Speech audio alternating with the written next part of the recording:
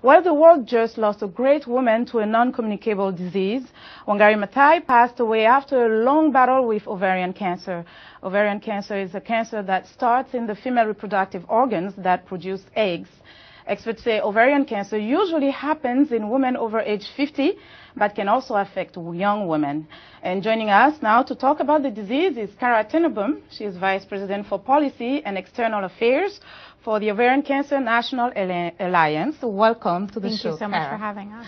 Well, we hear a lot about cervical cancer, breast cancer when it comes to cancer in women, but ovarian cancer doesn't seem to have much attention. Can you tell us about the incidence of this type of cancer?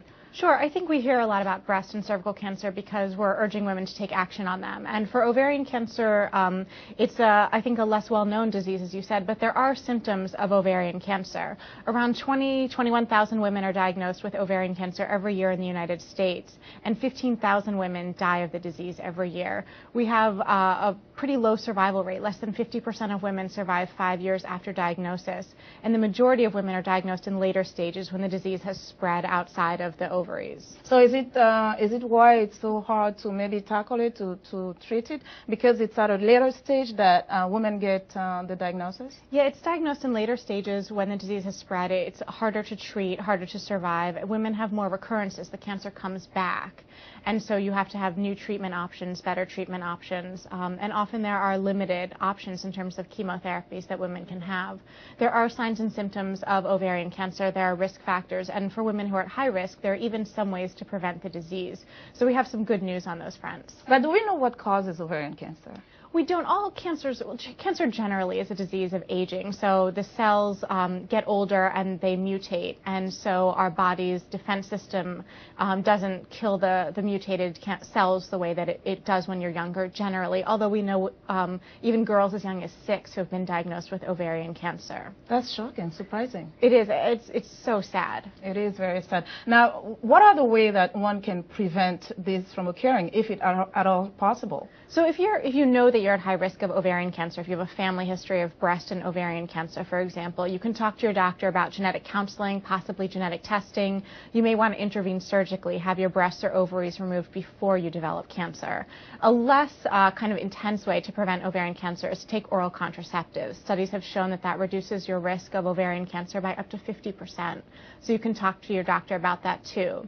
You should also generally be aware of your body, be aware of the symptoms of ovarian cancer are bloating, trouble eating or feeling full quickly, abdominal pain, and trouble with urination, so frequency or urgency of urination. So if you have symptoms that are new for you, that are different, that aren't explained by anything else, then you should see your doctor. And we have a symptom diary on our website that we encourage people to download and fill out to have real data to take to their practitioners. So is it something that you ask your doctor to test you? I mean, if you go to the doctor, you have these symptoms, which seem to be common with other conditions. You know, a lot of time when women have their menstrual cycle, you know, you get bloating, right, you know, in some cases.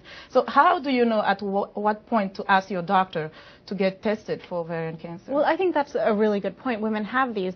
Bloating, maybe you react a certain way to a certain food, maybe your body's changing, and that's why a diary is so important. And knowing that with my cycle, you know, on this day I bloat or whatever that is, that you know your body. If your doctor suspects ovarian cancer, there are a couple of tests they can do. They can do a manual test where they feel your body. They can do an ultrasound imaging and a blood test. So there's no definite specific test that will say, yes, you have ovarian cancer. Okay, well, Ms. Tenenbaum, thank you so much for your time. Thanks for having me. And we thank Ms. Tenenbaum for joining us today on InFocus. Cara Tenenbaum of the Ovarian Cancer National Alliance. It's time now for a short break.